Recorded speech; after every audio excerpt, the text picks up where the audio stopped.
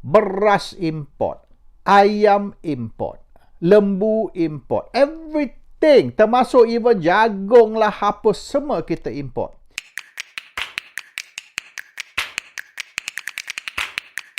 ...25 tahun dulu, ini 15 tahun selepas Mahathir jadi Perdana Menteri, 25 tahun dulu saya telah tulis satu artikel. Dan di dalam artikel tersebut, dan saya buat artikel tu, saya ada boleh dikatakan collaboration ataupun kerjasama dengan beberapa profesor universiti. I did not do that on my own. I tidak buatlah research internet or Google, tidak. Saya duduk dengan profesor universiti satu hari dan saya tengok studies yang mereka buat. Sebab yang sebenar, universiti banyak buat study, kajian tentang isu ini. Jadi saya pun, you don't need to reinvent the wheel. The wheel already invented. You just take the invention. Jadi saya pun tengoklah kertas-kertas yang mereka buat. Some of them are PhD papers dan saya study. Saya tengok paper tu.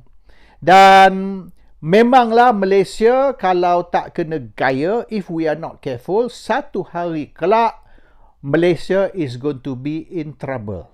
The study is very thick lah. PhD you tahulah, kadang-kadang beribu-ribu muka surat. Tapi ringkas cerita, what those studies came out with is, and these are PhD professors, lecturers tahu. Ini bukan student, they are considered experts in their field. Dan mereka telah kata, sepatutnya we come up with a very good self-sufficiency program. Self-sufficiency program berkait dengan food production. Sekarang ni, we're talking about 25 years ago lah. Masa tu Rafidah Aziz pun Minister Trade lah. Rafidah Aziz, Menteri Perdagangan, pun telah keluarkan pengumuman bahawasanya Malaysia ni tak ada satu pun jenis makanan yang kita tidak import. Everything that we eat is imported. Kita adalah production tapi tak cukup. Beras import, ayam import, lembu import, everything, termasuk even jagung lah, apa semua kita import. Kalau kita tidak import, there'll be shortage of food. Macam-macam jenis makanan memang tidak cukup. Baik beras, baik ikan pun. Walaupun kita ada perairan dan satu industri, fishing industry yang dibantu oleh kerajaan dengan macam-macam subsidi, masih tak cukup ikan. Lembaga Kemajuan Ikan atau Maju Ikan tidak mampu untuk nak menentukan yang we are 100% self-supporting atau self-sufficient on fish supply. Everything kita kena import. Tak kisah apalah. Apa yang you tengok dalam supermarket tu, semua sebahagiannya terpaksa import. China begitu besar negara. Even with 1 billion people, they have to feed 1 billion people. Tapi dia masih boleh export dia punya agriculture products. Kita tak boleh. Dan masa tu kita punya population pun tak sampai 20 juta. Sekarang ni dah 32-33 juta. Dah bertambah berapa juta. So even masa tu kita tak mampu untuk kita nak self-sufficient. Dan government macam-macam subsidi, macam-macam program ada. Still not enough. Jadi fokus Mahathir is not on self-sufficiency of food. Ataupun untuk nak majukan industri pertanian, perikanan, or even commodities. Bagi Mahathir, that is not tak ada kelas lah. Industri macam tu very low class. Kita nak image yang kita di negara yang sangat-sangat maju. Even Singapore pun di belakang. Even Taiwan, Korea pun tak boleh nak lawan kita. That was Mahathir's dream. And Mahathir's dream is Malaysia's nightmare. Jadi 25 tahun dulu apabila saya tulis artikel tu, selepas membuat satu kajian yang mendalam, very detailed analysis and research dan sebagainya, dibantu oleh profesor PhD university dan sebagainya, kita dah warning. Satu hari nanti sekiralah berlaku misalan peperangan, bencana, earthquake ke, tsunami, tak kisahlah, ataupun sesuatu boleh dikatakan krisis berlaku di mana bekalan makanan tidak cukup, ataupun negara yang mengeluarkan bekalan makanan ni terpaksa stop ekspor kerana sesuatu sebab, either kekurangan ataupun harga melambung naik and they cannot afford to produce ataupun to export, ataupun negara mereka menghadapi kekurangan. Misalan, ambil ayam sebagai contoh. Di England shortage, di Amerika shortage, di banyak negara bekalan ayam ni sudah berkurangan. Even in America, today keluar artikel Amerika ni sudah menghadapi krisis. England, Europe pun menghadapi krisis. So the chicken problem, masalah bekalan ayam ni satu dunia, bukan Malaysia. Jadi mereka hari ni yang keluar statement, what is Perdana Menteri Ismail Sabri doing about it? Apa tindakan Perdana Menteri Ismail Sabri terhadap kekurangan ayam? Ismail Sabri nak buat apa? When the President of America, the Prime Minister of England pun tak boleh buat apa.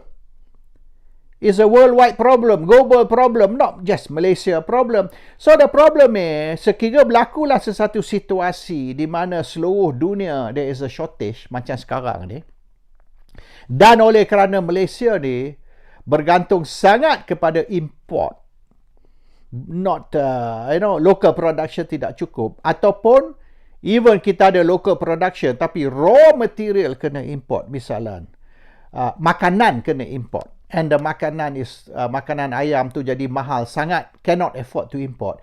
We are going to suffer. Dan this is going to happen not only macam sekarang ni ayam, tapi banyak jenis makanan kita akan menghadapi kekurangan oleh kerana kerajaan kita semenjak Mahathir jadi Perdana Menteri mengutamakan heavy industries, manufacturing ships, manufacturing steel, manufacturing cars, and not manufacturing food. Terutama sekali, bukan manufacturing dari segi factory production, tapi dari segi the source, iaitu misalan agriculture, fisheries and commodities. The growing part, not just the packaging part, the growing part. Dan oleh kerana kerajaan tak kisah pasal ni, tak nampak, tak memberatkan atau tak nampak kepentingan agriculture and commodities, dan we are focused more on heavy industries yang memerlukan banyak duit dan susah untuk nak untung. Walaupun negara maju pun banyak mereka rugi, susah nak untung, and we are going into that kind of industry. Satu hari kelak, sekira berlaku krisis atau sesuatu yang menyebabkan bekalan makanan ni terjejas, we are going to pay for it. And kesilapan kerajaan 40 tahun dulu, kalau kita tak kena gaya, and this is 25 tahun dulu saya dah buat kertas kerja atau saya dah buat artikel, 25 tahun dulu saya dah kata, sekira kerajaan ni tidak memahami prioriti negara, and sekira kita tidak mampu dalam masa 20 tahun, and dalam masa 20 tahun dari 25 tahun dulu, kalau tak mampu to improve atau increase our self-sufficiency of food production, bermaknanya kita masih bergantung lebih dari separuh bekalan makanan kita dari with imports. Dan kita tak boleh kurangkan kita punya import to maybe 10 or 20%, tapi still masih 50 or 70%. Maka one day, if we are not careful, the country is going to face problems. Hari ini mungkin sudah sampai tempoh masa di mana kita menghadapi masalah, dan mengikut laporan-laporan, masalah ini akan berterusan dan mungkin akan meningkat. The problem might not only continue but will increase, And it's too late untuk Malaysia nak catch up because this is something yang sepatutnya kita buat 30-40 tahun dulu. 30-40 years ago, we should have done something to improve or increase our self-sufficiency of food production. Especially misalnya kalau kita nak makanan ayam tu, we can produce locally dan sebagainya, which we did not do, we are not doing. And saya harap hari inilah Kerajaan Ismail Sabri tidak akan meneruskan this heavy industries look east policy dan will go stand lah. Never mind, kita kembali kepada pembangunan dunia ketiga, third world development, and focus on agriculture. Sebab apabila food shortage, apabila kekurangan makanan, kita tak boleh makan motorkar, motosikal, besi waja ataupun kapal besi yang kita bina. We can't eat all that.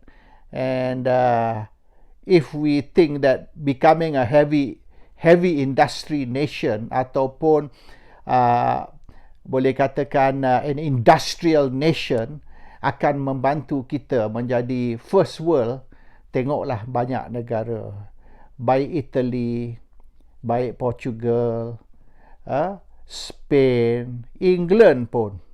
Mereka dah 100 tahun dulu. They went through what we call the Industrial Revolution.